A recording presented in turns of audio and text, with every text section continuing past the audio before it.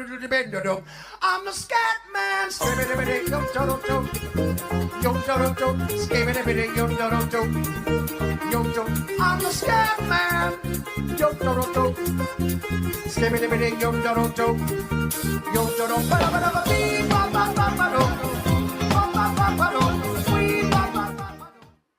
Welcome to Covers This Puck Props with 14-year NHL vet Carlo Colaiacovo, presented by Sports Interaction.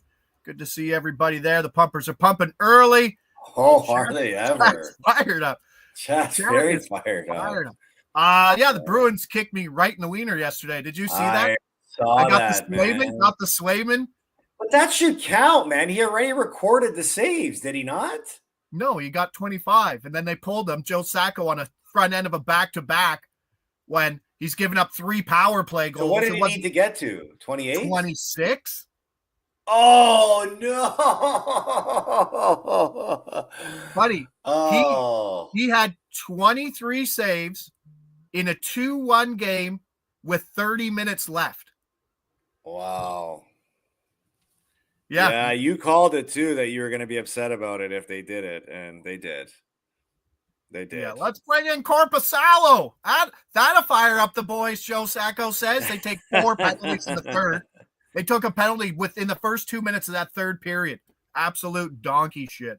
But hey, we move on. Pump the likes, comments, shares. Need to share. Good work yesterday. Appreciated everybody there in the chat. Need a little more. So outside of that, yeah. And then the under didn't hit because they took another dumb penalty. That sucked. But like I said, we talked about the no team to score both 3 goals. That hit. I hope some guys hit that one. It even hit in the Toronto game, and they no-showed, so that one hurt as well. But yeah, I stole a text message from my group chat and put it on a tweet saying, if you go to a Leafs game midweek, coldest day of the year, and you get shut out by Elvis Merzlikins. I love that proposal. That makes so much sense. Much sense. And that's why they scored a goal quickly after that tweet, so they didn't have to pay it out. Yeah. So we pumped Marner's tires for the Art Ross, and that was a no-show. 0 points. You don't get that much. But before we get into the slate, and we got stacks on stacks, an 11-game slate, and everybody let me know what you're betting on too. Help me out. Let me know if things are changing, if I missed something. But your show today, you had Matthew Schaefer on. Absolute stud. I was blown away by his ability to talk to the media. Yeah. Me too. Now, me too, I know, buddy. right now, here's the betting angle. So there's not a lot of markets opened up for the 2025 NHL draft. An 18-year-old OHLer, Porter Martone, was the projected number 1. And the books have him versus the field. And the field is about -135. Yeah, I think Ake was telling me too that there's a Hagens versus the field too. That's like -110. Oh, sweet. Sorry, it's not even Porter Martone. Yeah, it's down the list. I'm incorrect. It's US. It's USS. Yeah, James Hagens. All right, so James Hagens is him versus the field -135-ish. We're starting to see a lot of steam on Schaefer right now. After what I heard from you and how he talks to the media, how far does that go in the interview process to be that mature and to use that adversity to his advantage? How far does that get him to be the number 1 overall pick? Because I just bought it for him. Yeah. Like, he blew me away with his maturity, his professionalism, and, somewhat of his personality too, right? Because he was having fun with us. He answered the questions very mature, and he was very professional with his answers too, where he knew how far to go with each one while still showing some personality doing it. And everybody knows, everybody that watches him play for who he is as a hockey player can know what he's going to be. But why you have these one-on-one meetings is because you want to learn about how these guys are as individuals. How good is their head on their shoulders? How good of talkers are they? How comfortable are they in crowded rooms, in the public eye and stuff like that? This guy didn't miss a beat, man.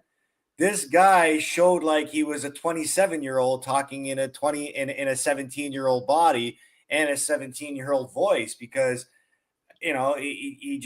he oozes confidence, but it's not a cocky confidence. It's more of a confident confidence. So I met the kid earlier in the summertime at the Smile Zone Golf Tournament. I was blown away, even just shaking his hand. He shakes it with real professionalism where he stares at you in the eye and he actually gives you like a hard handshake. And then just, watching the year go on and the tournaments that he's played in, the success that he's had, and actually having like a phone conversation with him right now, I was blown away. And you know what? So was a lot of our audience, because what you see, in the shows that they put on at TSN is just, the rankings and the highlights and stuff like that, and you get to talk to them a little bit. But this was on a platform where he just allowed people to showcase, or he allowed himself to showcase to other people who he is as a person. And that's what scouts want to see. They want to see how people handle themselves away from hockey and what their approach would be for the game. And he sounds like a guy that's very committed and dedicated. No, absolute stud. And I think that goes a long way when things are kind of tight near the top. Now, the only issue is if Buffalo's number one, they probably don't want another defenseman. But right. And that's going to be trade down. They can trade it away, right? Like, yeah, well, for sure. I mean, and that's going to be the telling point, because look, believe me, when I did that top prospects challenge, where the CHL played US, I came out of those two games and I said it live on the air. If I'm a team and I have the number one overall pick, it's without a doubt, I don't care if I need the position or I don't, I'm taking Matthew Schaefer, because he's the guy that stood out the most to me, playing against the top talent at his age. And that's a stage you want to see guys shine. And he did it at a level that most kids probably have a hard time doing. So I think a lot of where he goes is going to be dependent on who the team is selecting, because Buffalo, if they get the number one overall pick, they have 2 first overall pick defensemen on their team in Dahlin and Power. So would they go a third defenseman? Seems highly unlikely and maybe highly unproductive for their process, right? Even a team like Chicago, like you want to build around Bedard, you go with that defenseman. Maybe, they drafted that Lavushnikov last year, the guy from Michigan State. But it's all going to depend on who picks that pick and what the need is in their system. But regardless, I'm very confident that he'll go number one overall. All right, you heard it. Matthew Schaefer, number one overall. Look for that right now. You can find some James Haggins versus the field markets, and they're starting to move. And Joe Osborne was moving some pockets yesterday with the Jets win plus money. He's coming back again with the analytics advantage. Going with the Sens. They're playing Boston, so you can understand why it's a favorable spot. I love just saying major analytics advantage and just moving on. That's a good move. All right, Chris Berman time. I appreciate that insight, and we're really going to see that market move, and we're going to get that clipped. We're gonna get a lot of that clip. All right, we going rapid fire, Chris Berman? Is that why you said that? Yeah, we're going rapid fire stacks, because we got Adam and John coming up with the NFL or the NBA show, and then Before You Bet coming up on noon. So we got to get going. But I appreciate the insight there, and it is a market that's kind of soft, right? That NHL draft market. So we're gonna see that tumble, and it's starting to move right now. All right, let's go. Earn your paycheck, Josh. Montreal at Detroit. Oh, producer Mick throwing me under the bus already. Montreal at Detroit. Detroit minus 120 on the money line. Over under sitting at 6. We're going on the double. Larkin, Raymond, Suzuki, Caulfield plus 400 full unit. Yes. 2 of the hottest teams since January 1st. Guess what, buddy? No Jakub Dobish again. Sam Montembeault, keep going in because I'm going to fade it. Detroit's offense has been cold, but guess what? A matchup versus Montembeault probably gets things going. I like goals in this game. Hopefully, we get more from Detroit at home. Plus 400. Moving over to Joe's game. Ottawa, Boston. Boston on the second end of a back-to-back after a collapse yesterday. Plus 105 on the money line. Over-under sitting at 5.5. We're going Tkachuk and Giroux stack. Plus 210. What a price. Why are we getting that price? Because Josh Norris is out and Giroux jumps up to that top power play. So that correlates. And let's get a little crazy here. Let's go double. Tkachuk, Giroux, Pasta, Zaka. because that Pasta Zach Geeky line's pretty hot. Plus 600. We'll go a half unit there. Boston gave up 3 power play goals, and they pulled Swayman. So I don't know if it'll be Korpisalo or Swayman, so a little tricky. Ottawa, a little tricky in this game, but we saw that they can score, 5 goals in a game? Yeah, and they can also get shut out too, right? So here's the thing to be cautious about. And I like your angle here because you said Norris is out.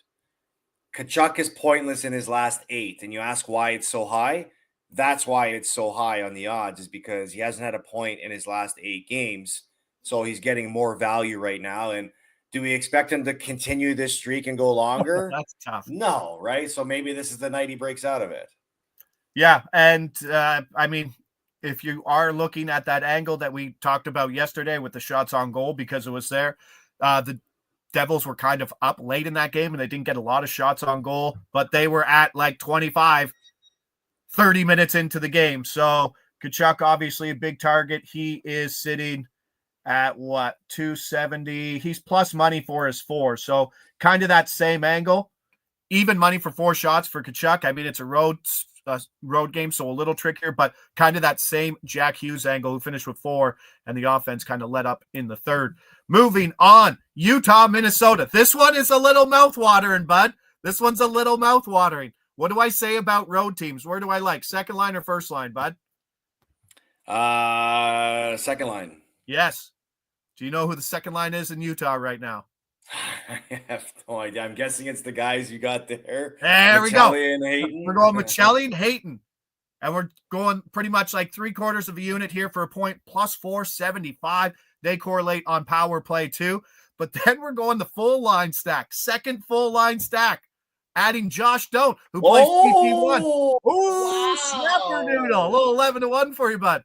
A little 11-1 for the Pumpers. Okay. 11-1 we're throwing out there. That's a big one, but let's not. All right, so second line Utah, they had 6 points in that last game in that 5-2 win versus Winnipeg, so they're kind of hot, right? I like it, but all of a sudden you get Kaprizov back, things change.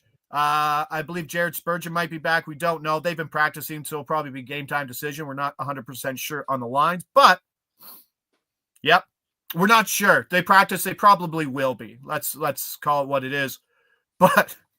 If you take that second line stack triple and you triple it with Kaprizov, Rossi, and Zuccarello, you get 30-1. 30-1. 30-1. There it is. Yeah. Is that our 30-1 play tonight? That's a 30-1. It's not an official play. We'll just put it out there. I think I'll take the 11-1 on the Utah one, but Minnesota coming off a good 3-1 win at altitude in Colorado, but still struggling penalty kill, negative goal differential in the last 30 days, and Utah 6th worst goals against over the last 30 days. I like it.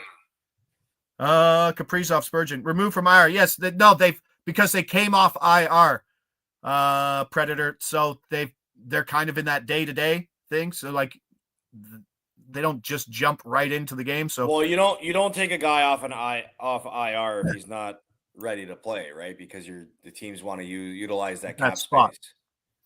Right? Okay, there you go. But yeah, Spurgeon's back. So let's see what that morning skate is. And then what I learned today, little nugget: Minnesota only works on their power play on morning skates before the day. So we'll find out what that power play is. But expect Jeek to jump over to power play 2. And I'm not sure what happens with Spurgeon, if he jumps up to power play 1 or if Brock Faber stays on that top power play unit. So interesting to find out. Vancouver, Edmonton minus 185 favorite, over under sitting at 5.5. You tell me what's going to happen in this game penalty wise after the McDavid situation with Garland. I think this is a good spot to go away from anything to do with Garland, because he could be finding himself in the box just having to not just finding himself in the box, finding himself as a marked man, right? In that game. Not saying that somebody's going to go out and take some retribution on him, but they're probably going to get in his face and get in his space, throughout the game and maybe try to make him pay a price for having McDavid take a 3-game suspension on him. Exactly. So that has me jumping.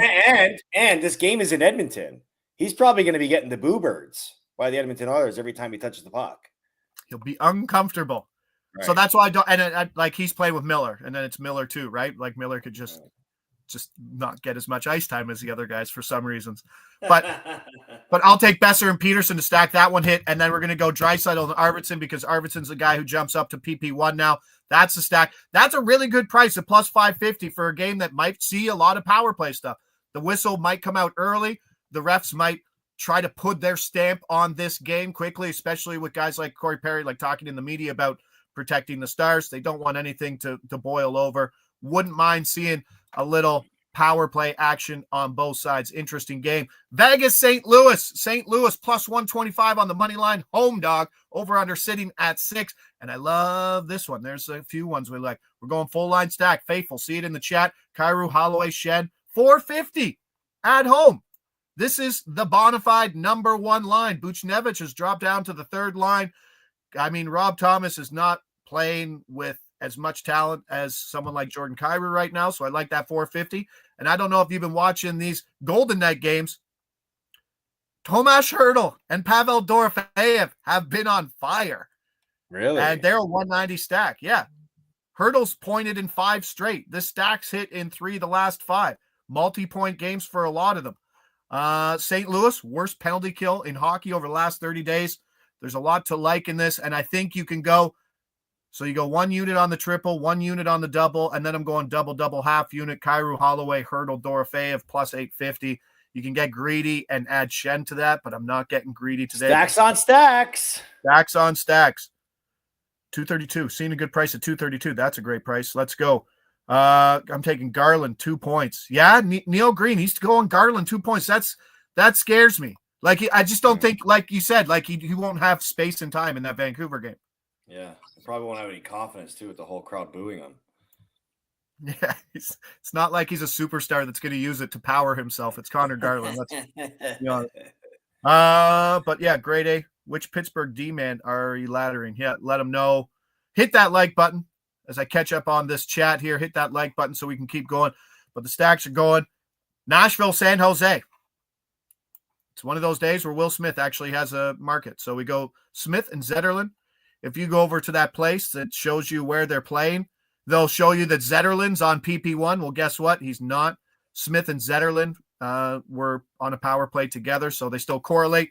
7-5 games. So this is the second of a home and home. Yeah. 7-5 game. That was insane. San Jose's gotten some offensive late. There's got to be some good stacking in this game. I expect more offense to carry over into this game, no? Yeah. So the Smith, Zetterlund plus the trio in the Nashville stack, Stamkos, Marchessault, and Forsberg. That's 11-1.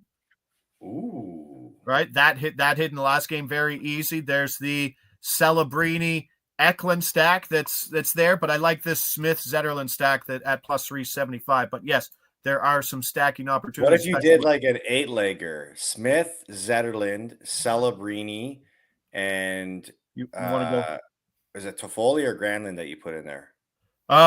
It is. Hold on, let me do. I'm already there.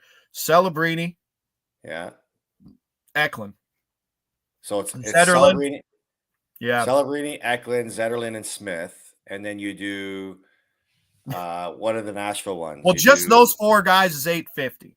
Right. And then Forsberg, Marchessault, Stamkos, 22-1. O'Reilly or Yossi? No, you want to add a 4th?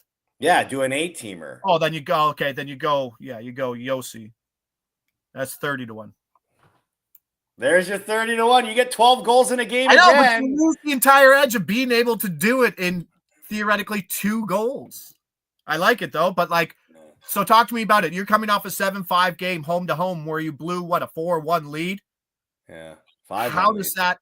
I know, like the coach wants to, whatever his name is in San Jose, Waforski. No, Burnett. What? San Jose. What's his name in San Jose? Waforski. Come on. Laforsky? W starts with a W. Or Warsofsky. Warsofsky. There you go. Yeah. Yeah. Nailed it. I'm good at the first syllable. Okay, so yes. Ryan Warsofsky. He wants to see his team's blown 2 third period roasting. Yeah, the they've kid. We're been giving up a ton and scoring a ton. So I know. I Not don't sure know. if it's Georgiev or if it's our man Askarov. Askarov. That doesn't See, matter. no, but like, sure, he wants the guys to rebound and be like toughen up Okay. and tighten This up is in the what- third period. But do they this- have the personnel to do it? Okay, so yeah, well, I guess that remains to be seen, right? This is what I want you to find. Find a prop for Nashville to make the playoffs while I look at this. Try to find this other stat. Okay, how exciting! Because Nashville right now, just gonna refresh. I heard on your show you said they were like double-digit points out of the playoff spot. Okay, so Nashville right now are 10 points out of a playoff spot. They've won 4 straight. I had a buddy of mine who's just as good as you are betting hockey. And I was with him last night and he said, Cheating on me. bet the Nashville Predators to make the playoffs. I'm like, what? What are you talking about, man? They're 10 points out. He goes, they're the hottest team in hockey. They're going to catch fire and they're going to make the playoffs. I was like, this sounds outrageous. What are they to make the playoffs? Plus 850 at Sports Interaction. Oh. Is it that much?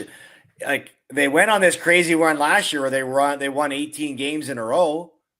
Remember when the U2 concert got canceled on them?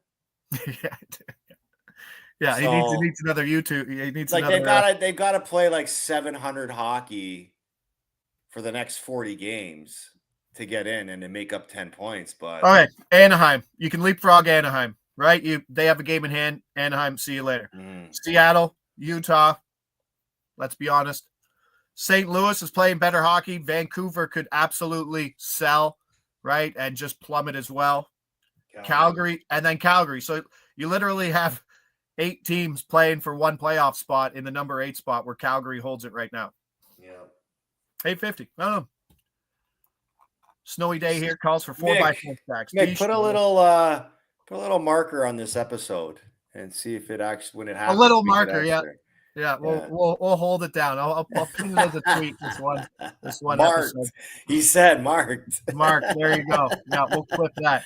But hey, off the top, that line certainly moved. The Schaefer, not the Schaefer, just everybody on the field, not including who was what the Hagens versus the field. Yeah, Hagens versus the field. That's it's moved. Did it just move? Yeah, it's moved a lot. Yeah. Wow. Yeah. He moved vines now. Oh too, yeah. Eh? I gotta make sure I bet them before I talk about them. That's what no kidding. People all right, are just hammering away. They're just like yeah.